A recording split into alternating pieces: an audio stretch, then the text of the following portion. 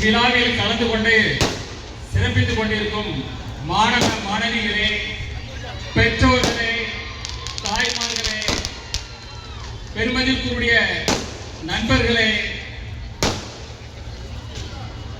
என் மீது அளவில்லா அன்பும் அதிக நம்பிக்கை வைத்திருக்கும் என் ரசிக பெருமக்களே, பத்திரிகை மற்றும் ஊடக நண்பர்களே, உங்கள் அனைவருக்கும் என் பணிவான அன்பான வணக்கத்தை தெரிவித்துக் கொள்கிறேன். இன்று உங்கள் அனைவருடன் இணைந்து பெருந்தலைவர் திரு காமராஜ் அவர்களின் திருவுருவச் சிலையை அவரது பிறந்த நாளான 124வது பிறந்த நாளான இன்று திறந்து வைப்பதில் பெரும் மகிழ்ச்சி கொள்கிறேன். ஒருவர் எப்படி வாழ வேண்டும் என்பதற்கு அடையாளமாக வாழ்ந்து காட்ட திகழ்ந்தவர் பெருந்தலைவர் திரு காமராஜ் அவர்கள். அவ்வழியே நாம் ஒவ்வொருவரும் பயணிக்க வேண்டும். அவருடைய ஆட்சி காலத்தில் பொற்காலம் என்று இன்று வரை சொல்கிறார்கள். அதற்கு காரணம் மக்கள் தேவையில் அத்தியாவசியமான துறைகளில் மருத்துவம், கல்வி, பொருளாதாரம் அந்த மூன்றையும் திறம்பட செய்து தமிழ்நாட்டை இந்தியாவின் முதன்மை நிலைக்கு எடுத்து சென்றவர் கர்ம வீரர் காமராஜ் அவர்கள்.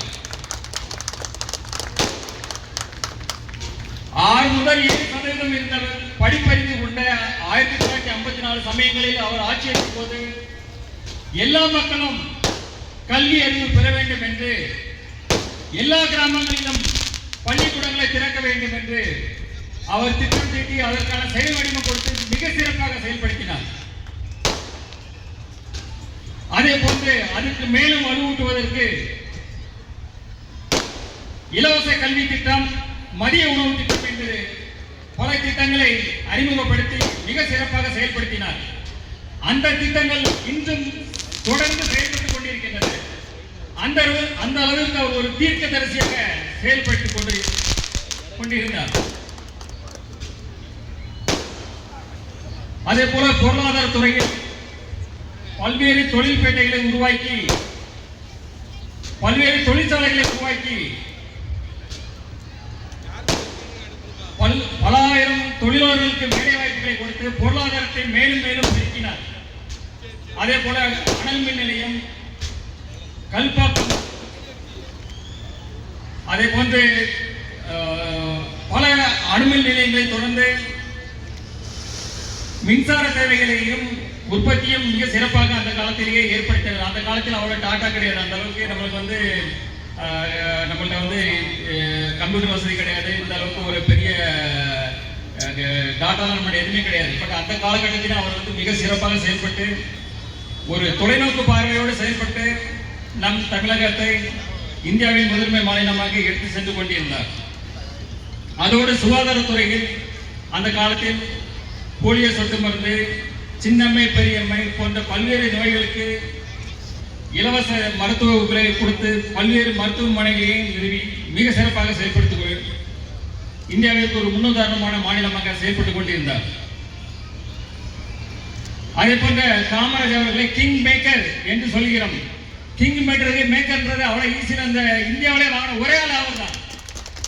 ஏன்னா தமிழகத்தில் 3 முதலமைச்சர்களை சுட்டிக்காட்டி இவர்தான் முதலமைச்சர் என்று நம் தமிழகத்துக்கு சுட்டிக்காட்டியவர் திரு காமராஜ் அவர்கள். அதே போல மத்தியில் ஆளும் பிரதம மந்திரி யார் என்பதையும் 2 முறை சுட்டிக்காட்டி இந்தியாவிற்கு வழிகாட்டியவர் திரு காமராஜ் அவர்கள். அப்பேற்பட்ட காமராஜர் தான் பொற்காலம் என்று சொல்கிறோம். அதற்கு மகுடம் வைத்தால் போல் ஒரு விஷயம்தான், ஒன்றே ஒன்றுதான், அவர் ஆட்சியில் ஊழல் என்பதே கிடையாது. அவர் மறைந்த போது அவரிடத்தில் இருந்த பையில் இருந்த காசு, வங்கியில் இருந்த காசு வெறும் 125 ரூபாய் மட்டுமே.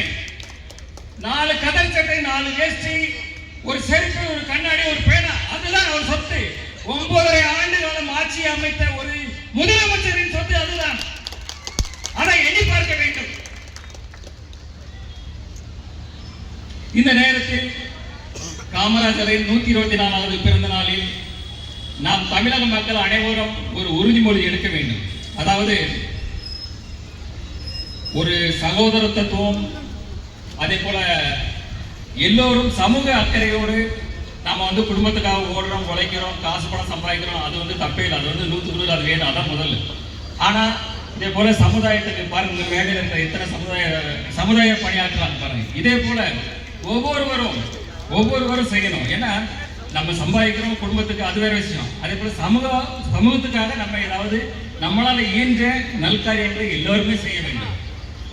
ஏன்னா நம்ம வீட்டில் இப்போ ஒரு காய்கறி தோட்டம் போடுறோம், இல்லை ஒரு பழத்தோட்டம் போடுறோம், அதை பராமரிச்சாதான் அது நம்மளுக்கு அறுவடையாகி நம்மளுக்கு பயன்படுத்தக்கூடிய. அதே போல நம்ம நாடு நல்லா இருந்தா நம்ம நாட்டு நாமளும் நல்லா வாழ முடியும்.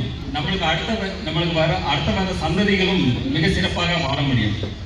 எல்லோரிடத்திலும் அன்பாக இருப்போம், எல்லோரிடத்திலும் நட்பு கரத்தோடு செயல்படுவோம், ஒரு புதிய அன்பான உலகை உருவாக்கும் என்று கூறி விடைபெறுகிறேன். நன்றி, வணக்கம்.